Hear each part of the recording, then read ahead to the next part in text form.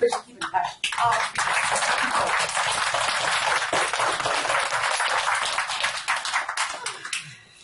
Come on, you people. I need something. I'll speak very briefly because we've had some goodbyes in the last week, and I am the woman today. All the things that was said on that proclamation, certainly by birth, but I think most of it was forged here in Lassen County together. This county can't help but teach you to be real, your most authentic self. It's just how it has to work here for it to be good. And I'm looking at two outstanding teams that warmly embraced me, learned me, and we learned each other, and we accomplished, just truly significant things in both departments. I just know how much I respect the roles each of you fill in each agency, how much I'm still going to be cheerleading you behind the scenes, and just every day you'll be in my good thoughts, because what you do in this county matters so much for the children and families that we are serving. I am entrusting these teams with the Lassen County Board of Supervisors and Administration to keep the good work moving forward, to continue that visioning and getting where you need to go next in a healthy way. And I truly wish every employee of this county, my Board of Supervisors, to all, and every citizen, only the best in your journeys here. Many blessings, and thanks for having me.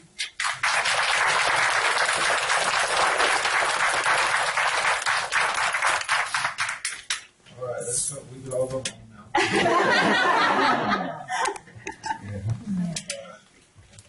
Okay, let's take up our item G, the information consent calendar. Is there any items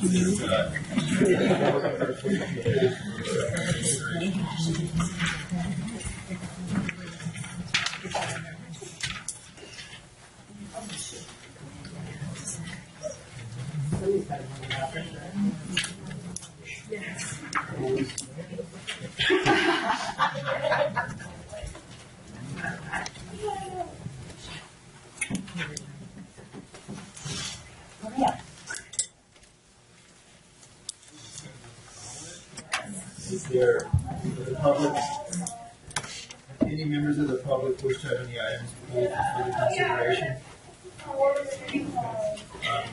Looking for a motion to approve the consent calendar. I'll second that. The move and second, all those in favor say aye. Aye. Chair votes aye.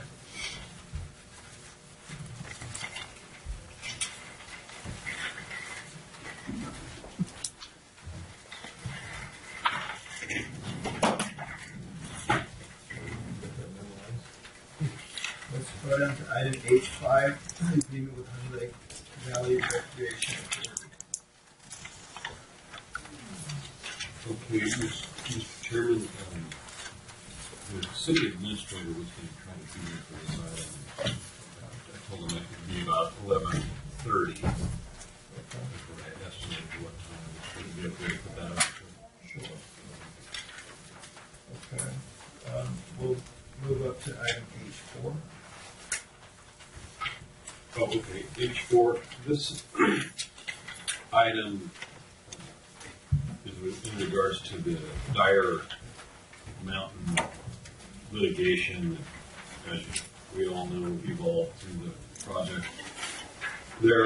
Prior to this billing, or prior to the disposition of the agreement between Dyer Associates and the county for reimbursement of legal expenses, the payments to Mr. Crabtree had been done out of that trust fund pursuant to that agreement. Now that that agreement has been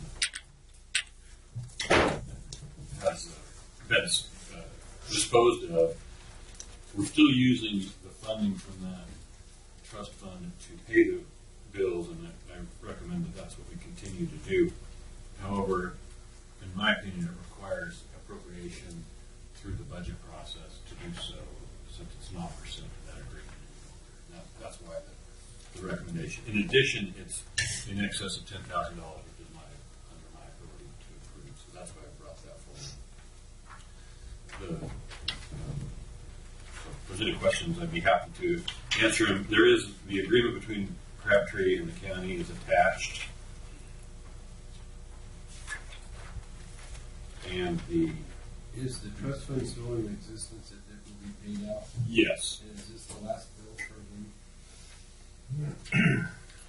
I don't believe so because, perhaps I can address that. There are some ongoing issues with the settlement of the litigation that Mr. Crabtree, I think, would be involved in. So.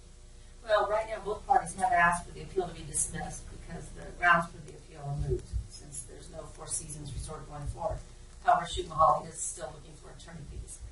And so they had until April 26th, I believe, a couple weeks, to file a brief stating why they should get attorney fees. And we'll have to file the same day our response. And so that's still out there. How much money is in this trust account still? It's over 200. Yeah, And 230s. This bill was for 7 months when we were doing all the rescissions to the original Diamond in 2007. So once the litigation is settled and the final bills that are drawn upon this and the balance left in that account then reverts to or goes to SBI. No, it's a little more complicated than that. So, the way the agreement, right, once we get past the issue of the attorneys, if there are, Shoot Mahali is awarded attorney's fees, that money would first come from this trust fund.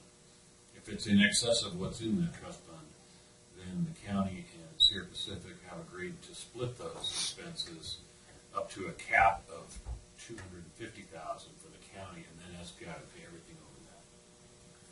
So this is the first source of funding for the attorney's fee. After our attorney's fee is paid. right, and if there were no attorney fees to be paid, or there was an excess in this trust fund, then that money would go back to Dyer. So all Crabtree's, what we are to know him is gonna come out of this trust fund before any of their attorney fees or. Yes. Do you have an idea how much their attorney fees are? Ballpark? Yeah, we've had all kinds of claims, millions of dollars. That's what I was afraid of. Not But right. that's not unusual. Yeah, We capped it. But we have 250, Right. cap to 250. And we got in how much on the sale? Well, we collected almost $3 million in tax. Okay. All right. So the action request is to authorize the expenditure.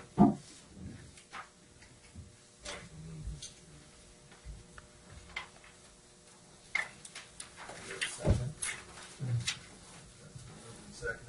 Is there any public comment on this item? May I come forward? Sure. I own a claim. When you say there's claims, can I ask you a question? When you say there's claims against this particular item in reference to Dyer Mountain, you said in the millions of dollars? I I'm didn't. sorry. Supervisor Hanlon asked me what I estimated the legal expenses from the environmental lawsuit might be, and I stated that they have made claims that they spend in excess of $1 million. Would we be responsible as a county for this, Curtis? Would we, as a county, be responsible? Okay, and that was the question that I answered before. So the county has entered into an agreement with Sierra Pacific Industries regarding the disposition of those legal fees if there's a judgment entered against the county. And if that's the case, they would first come from this trust fund that we're discussing. Then in excess of that, we've agreed with Sierra Pacific to split those fees up to a cap for the county's part of $250,000, and then in excess of that would be paid by Sierra Pacific Industries. And when we're talking about a corporation or a company or whatever entity, we'll put it that way, that is already insolvent? They're not insolvent, Sierra Pacific? They're the ones that bought it from Dyer Mountain, right? Sierra Pacific We bought it bought from Dyer Mountain. Are we still responsible for any kind of legal activity regarding the decision we made to go along with the project of Dyer Mountain? Are we defendant in the lawsuit. Okay. So we're moving that out of it already. We have, I think, established our potential liability and mitigated what it could be. Okay, thank you. The reason I say that is I know lawsuits can break the county very seriously. And I'm a stickler when it comes to lawsuits and prolonging anything. If we can settle this pretty fast, I think it's the best thing possible because only attorneys win in this matter. And some lose. Thank you. Thank you.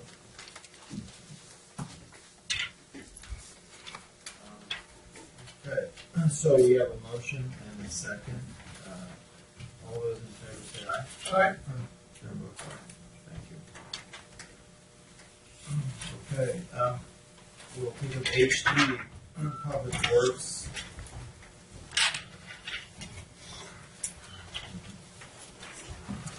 Good morning, Larry Milan, Public Works Department. The item we have here today is the associate planner trail coordinator position in the current budget year was reduced to a 0.5 FTE, mainly due to the revenue shortfalls. It used to be a 1.0 FTE position. The request today is to approve increasing this to 1.0 FTE, and the revenue would be from the general fund non-departmental budget, and it's about $10,000 for the remainder of this fiscal year. And then in next year's budget, we might be asking, we'll be trying to budget for this position again. Which is what figure? Oh, We've already got half of this.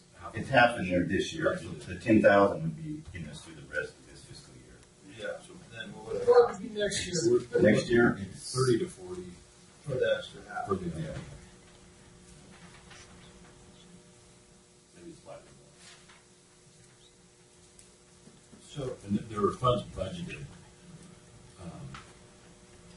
$100,000 For the SIDS implementation, and this 10,000 is coming out of that because it hasn't been expended, and it would also be the revenue, it could be the revenue source for funding the position, because that money would roll over into the next budget. There was 100,000.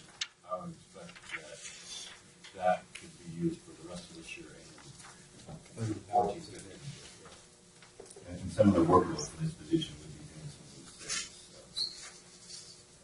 creating trails and maps and that sort of thing. so the trails, is this for the mountain biking project we're doing? For now. Yeah, the position is out of the natural resource budget, basically the position that oversees the Signal Ranch, as well as the other trails building. This takes Joe's position back to full time. That's what I thought, there's really no support, I would not a lot on there. Yeah. It's pretty close to sale. I would move, Mr. Chairman, that we approve increasing the FTE for the associate planner, trail coordinator, and the natural resources budget to 1.0 FTE, and authorize the transfer of the 10,000 from the general fund non-departmental account to the natural resources account. And those would be utilizing those unutilized SIDS dollars. We have a second. Discussion. Yeah, I know there's been a lot of great work done there, and it's been, it has brought a lot of people from out of the area to do mountain biking, and it's all in all a really good thing. Well, the trails are used by people who ride horses as well as run and walk with dogs, and there's a lot of use to more than just the biking. The biking are the ones that really come from out of the area that they're targeted to bring in. Yeah, it's good. Some good work been done there. So, yeah. Jerry, on the discussion, you say due to revenue shortfalls, is that just from more budgetary cuts? Is that? What happened was, last year, BLM was not able to contribute. In the past, they've always contributed a third of the budget. That was the problem was, for about the last 15 years, we've had a partnership with BLM also helped out with the biz, and then they built the South Side Trail.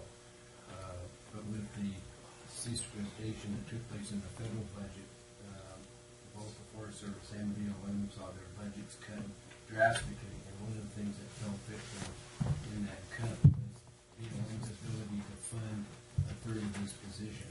And so that lost revenue. Of course, at the same time that was going on is when Joe decided to take the job in Shasta County as well. And so it was just cut back to half-time, and then eventually he didn't like, I guess, being in Shasta County. He came back, so he's been doing the job on a part-time basis since he's been back. So this basically restores him back to full-time, but that shortfall in revenue is the cutback from the federal BLM dollars that supported the program previously. Do you see that coming back in They're- the future? They're gonna try. I don't Yeah. know how much success they'll have this next budget year, but they're trying to. Yeah, Joe continues to work closely with Stan Bales and the BLM folks, and so the partnership has been ongoing. But hopefully the funding someday will be restored back to supporting that with very successful. Okay. Alrighty, so, if there's no more discussion, we'll, then move in second, so all those in favor say aye. I think it takes a four-fifths vote, so you might need to call it. Madam Clerk, please poll the board. Supervisor Chapman? Aye. Supervisor Alba? Aye. Supervisor Kyle? Aye. Supervisor Hammond? Aye. Supervisor Watson? Aye. Thanks, Larry.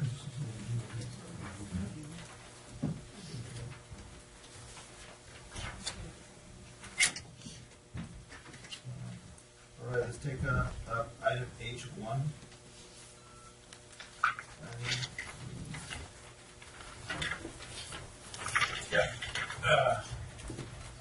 Chairman, Good morning, still. You have before you a recommendation of the Lassen County Planning Commission to adopt a resolution and forward the draft 2014-19 housing element to the state for their review. I have Thomas Maioli in the audience, who's been running roughshod on this project, and also our consultant from PMC is here. And they have a PowerPoint presentation they can give you, or you can defer that to when we come back after the state has reviewed it, and you can see that PowerPoint then. It's your pleasure. But this is sort of perfunctory at this point. We need to get this draft to the state so they can review it, hopefully get it back, get it adopted, so we can keep administering all the things that go along with the housing element, from grants and loans to Mills folks over there that administer a lot of programs that depend upon the housing element being adopted. so Certified. once we send it for review by the state, I mean, what typically do they come back with comments or recommendations or changes? It depends on the quality of the housing element, obviously.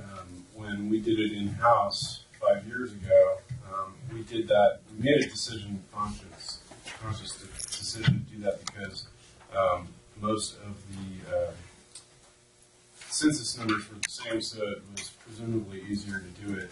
We had a very difficult, challenging time. Thomas was on the phone with him for every day for a month until we finally got it through the knot hole.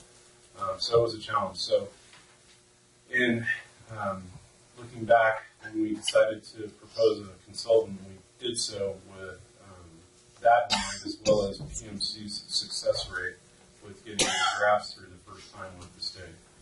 And so that was one of the elements that was factored in when we recommended that we have a consultant help us get this through. So again, that consultant's here. Hopefully we get this thing to the state, and little, if any, comment comes back through the state, and we come back to you for adoption. What's the deadline to get it to the state? We're Thomas Miller, Planning and Building Services. We're looking for the action of the board to direct staff to forward it to the state for the 90-day review. We're looking to get it before the planning, or back before the board of supervisors at a public hearing no later than June 17th. At that time, we're prepared to show you the presentation that we do have today. 60 days. So, Excuse me, sir. 60 days. 60 days. 60 days. I was having a bad feeling for a moment. Yeah. And then they have, after adoption, they have another 90-day review to, we submit a resolution of adoption to HCD, and then they have the additional 90 days. but, so is there like this June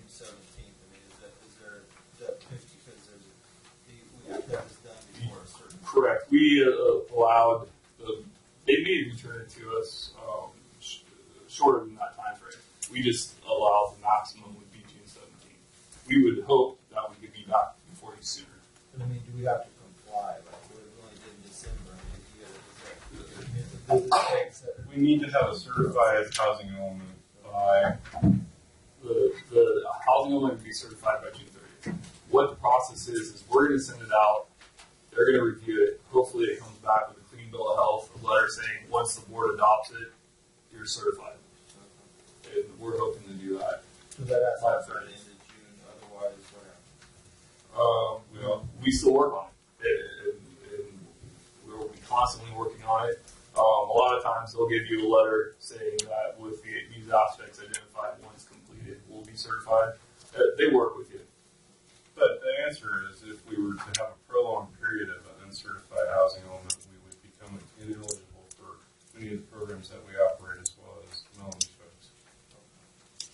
Plus applying for those grants. Well, that's what I meant.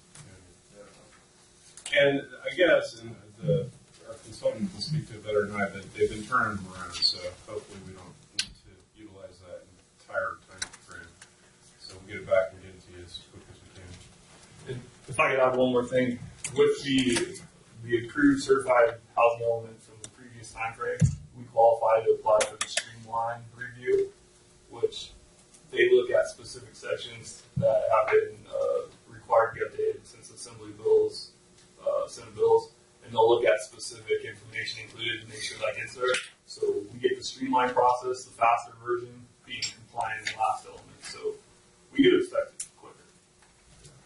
So what's the needs to keep updating it? I know it's meant to be, like, as you said before, I know mandated from the state, but is it, in general, I mean, is it keep putting more restrictions, or what? I mean, what if you talk to some of the new things that are going to be in this one that aren't in the last one, and how it relates to? In many ways, it's a variation on the theme with the one size fits all. It's really the update is more beneficial to larger populace, larger cities, counties with more people in them. For us, we're pretty static, and so when these new bills and new requirements come along, it just makes it more and more challenging for small departments to keep updating these things every 5 years. It seems like it was just 5 years ago. I mean, just yesterday when we were doing this, and it just in a blink of an eye, we're doing it all over again. And it's fraught with traps because if you don't know about the requirements, and if you don't have a consultant who's doing it on a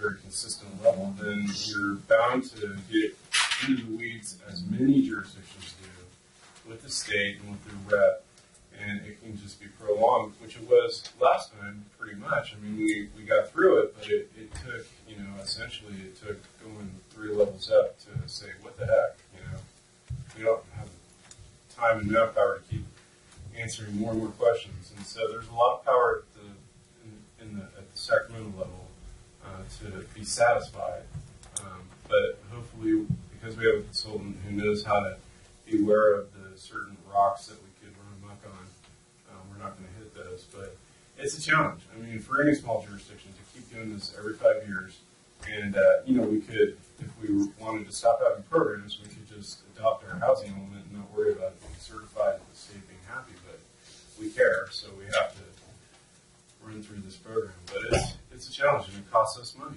because we're not really savvy enough to do it without a consultant. Maybe every year it's not a census change we can try, but how much money and effort do we spend on trying to figure it out and working with our rep? And last time it was significant.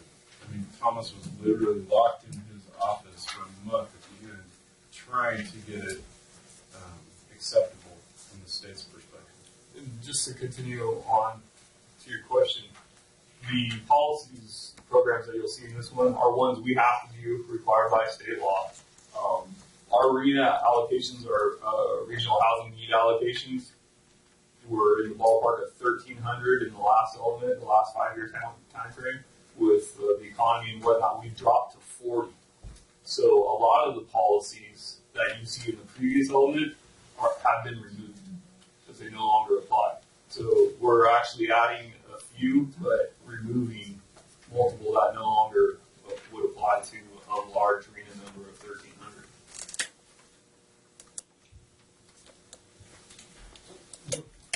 What are a couple of those, for instance? Let me we have our consultant Mike Martin. If you could, if we give him a second to briefly talk. These are ones that have come into play since the previous element with some bills and some of the bills. Mike Martin, PMC. One of the newest ones that's come in, and actually it's not a new law, but it hasn't been acted upon by many jurisdictions in the state, is called the State Employee Housing Act, which requires farm worker housing of 6 or less persons to be allowed by right in any residential zone in the county, or 12 units or 36 beds or more like any agricultural zone in the county. That's a new one, although it's not new, it's been around for a few years, but it hasn't actually been enforced by the state. Another thing is what the housing element really is identified for by the state is to provide housing for all income levels, but they really kind of target lower income levels. So things like single room occupancy levels, which is a small, like maybe an old hotel or just a single room and has services in it. That's for extremely low persons, not extremely low persons, but extremely low income households. So you kind of,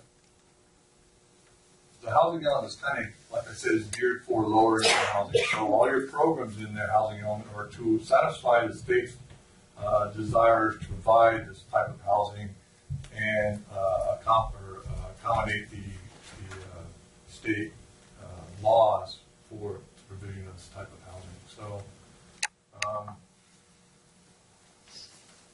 as far as new programs, most of them are most of the programs in the housing element are ones that were kept over from the existing housing element because you have to have them in there. And there's new ones, there's very few.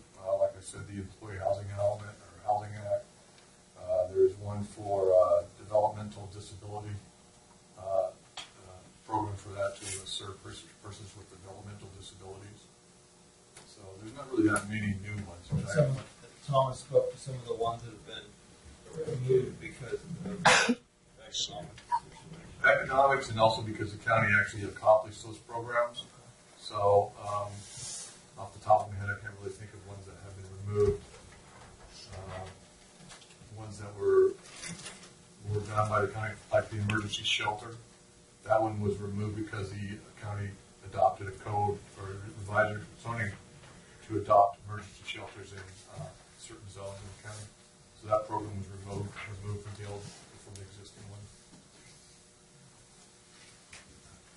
So basically, the action is for us to approve this to go get reviewed and come back. And so, but right now, you can see the pleasure of the board. We could either go through the whole presentation or wait and see if this gets approved before it's going to come back to us in any case to approve the final version.